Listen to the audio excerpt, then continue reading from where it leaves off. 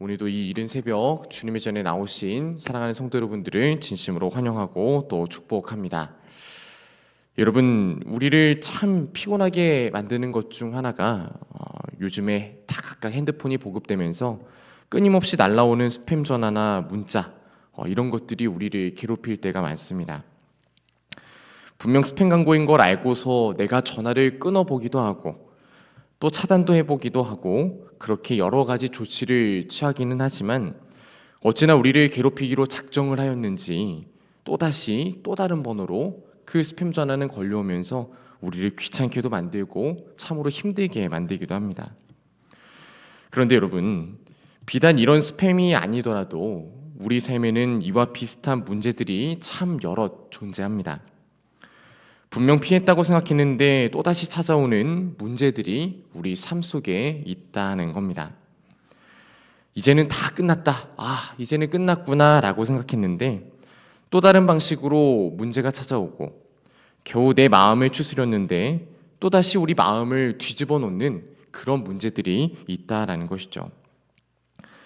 사실 우리가 정말로 힘든 건 어려움의 절대적인 크기, 이 절대적인 크기라기보다도 내가 끊어냈다라고 생각을 했는데 끝나지 않는 문제 때문에 그것이 우리를 더욱더 지치게 만들 때가 있습니다.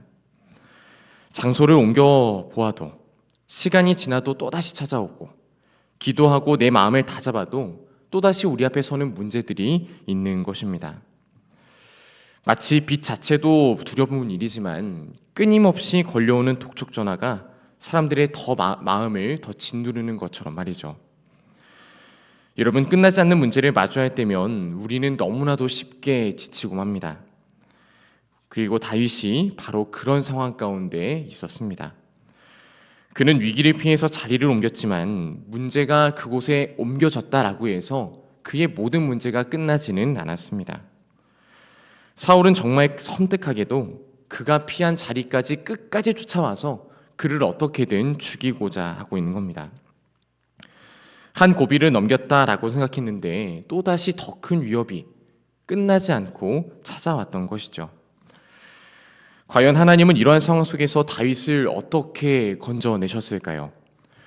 오늘 본문 말씀을 통하여서 끝까지 따라오는 문제의 소용돌이 가운데서도 자기 백성을 붙드시고 지키시는 그 하나님의 손길이 어떻게 일어났는지 우리가 함께 말씀을 통하여 살펴볼 수 있기를 간절히 소망합니다. 여러분, 오늘 본문 18절에 보면 다윗은 사울에 피하여 도망할 때에 다음의 장소를 이동하고 있습니다. 우리 함께 18절 말씀을 함께 한 목소리로 봉독해 보겠습니다. 다윗이 도피하여 라마로 가서 사무엘에게로 나아가서 사울이 자기에게 행한 일을 다 전하였고 다윗과 사무엘이 나요스로 가서 살았더라. 아멘. 여러분, 다윗이 사울에 피해서 도망치고 있을 때에 그는 무작정 아무 곳에나 도망가지 않았습니다. 다윗은 자신이 어디로 피해야 할지를 알고 있었는데 그곳은 바로 사무엘이 활동하던 곳, 바로 라마라고 하는 도시였습니다. 여러분, 그렇다면 다윗은 왜 라마로 갔을까요? 이는 다윗에게 기름을 부었던 선지자 사무엘이 그곳에 있었기 때문입니다. 아직 다윗이 들판에서 양을 치던 소년이었을 때 하나님께서 그를 이스라엘의 왕으로 택하셨다라는 사실을 가장 먼저 확인시켜준 사람이 그 다른 누군가 아니라 바로 사무엘 선지자였습니다. 다윗은 자신에게 맡겨주신 사명과는 도저히 맞지 않는 그런 정반대로 이끌리는 상황들을 경험하면서 하나님의 약속과 자신에게 주신 사명을 신뢰하는 것이 너무나도 어려웠을 것입니다. 그래서 그는 자기 인생이 가장 흔들리고 있는 이때에 하나님께서 자신을 향해 가지고 계신 뜻이 변하지 않았음을 다시금 확인할 수 있는 그러한 자리로 그는 피하였던 겁니다. 사랑하는 성도 여러분, 나를 끝까지 따라오고 나를 귀찮게 만드는 문제 앞에서 사람은 언제나 피할 곳을 찾게 됩니다. 어떤 사람은 내 마음을 터놓을 사람을 찾으면서 그 마음을 토로하고자 하고요. 또 어떤 사람은 내 생각 속으로 피하면서 이것을 나름 정리해 보고도 합니다. 또 어떤 사람은 내 마음의 상황으로 피하면서 이것을 분노로 혹은 원망으로 이것을 표출하기도 하지요. 그러나 믿음의 사람들인 우리들의 최종 정착지는 연약한 인간을 향하는 그러한 방향으로 결코 향해서는 안 됩니다.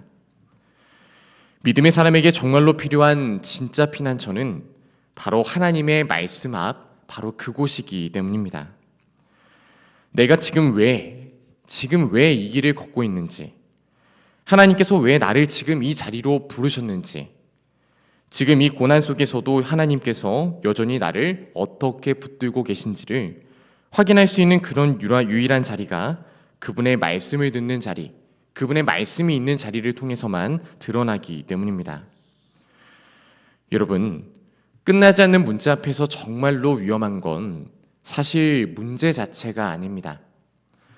정확하게는 그 문제 때문에 내가 하나님과 멀어지는 것이 그보다도 더 큰 문제임을 우리는 잊지 말아야만 합니다.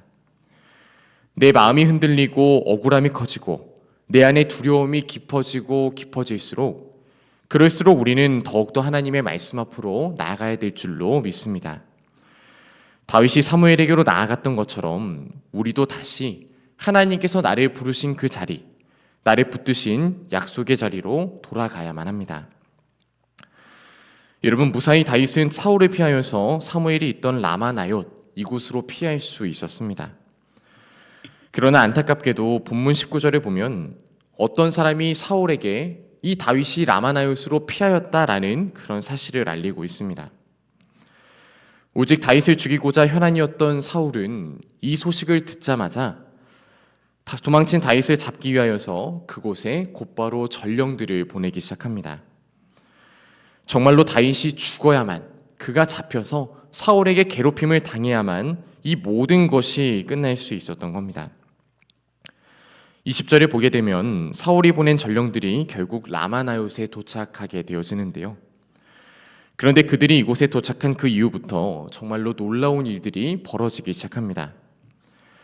그들이 선지자 무리가 예언하는 것, 그리고 사무엘이 그들을 지도하고 있는 것을 보았을 때에 하나님의 영이 그들에게 강하게 임하였던 겁니다.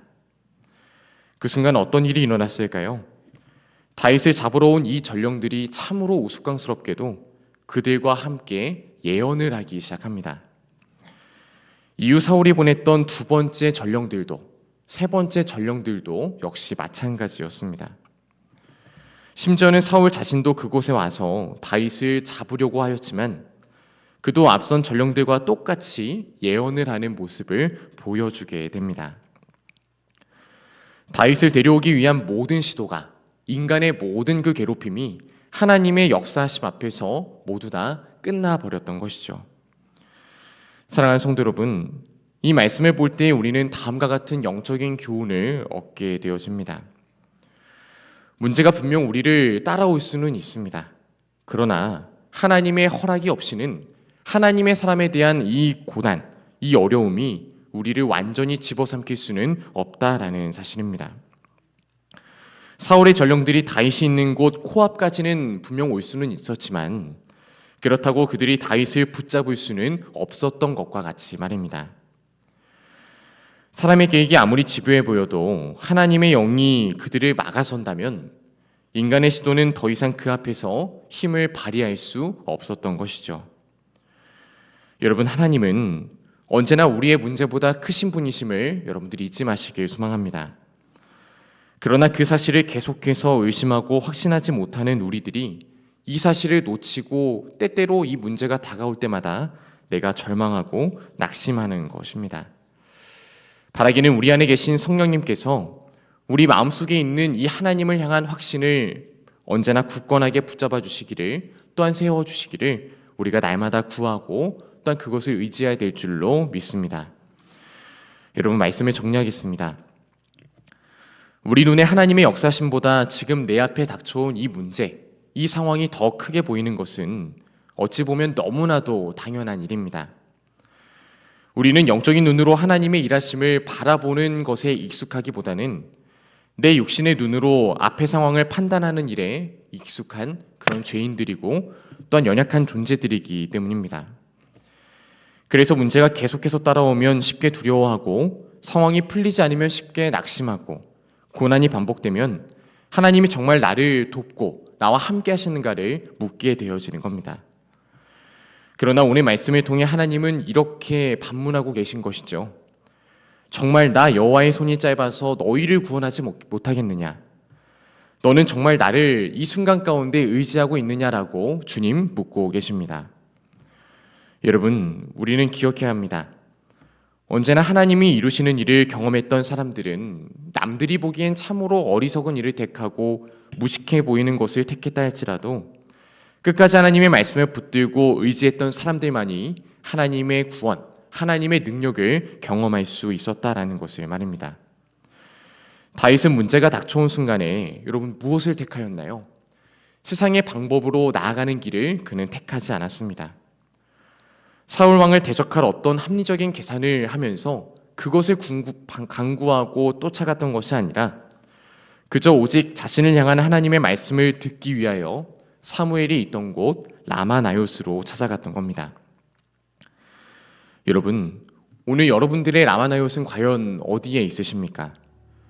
문제가 생겼을 때, 두려움이 몰려올 때, 끝났다고 생각한 그 문제가 다시금 나를 찾아올 때에 여러분들은 과연 어디로 피하고 계십니까?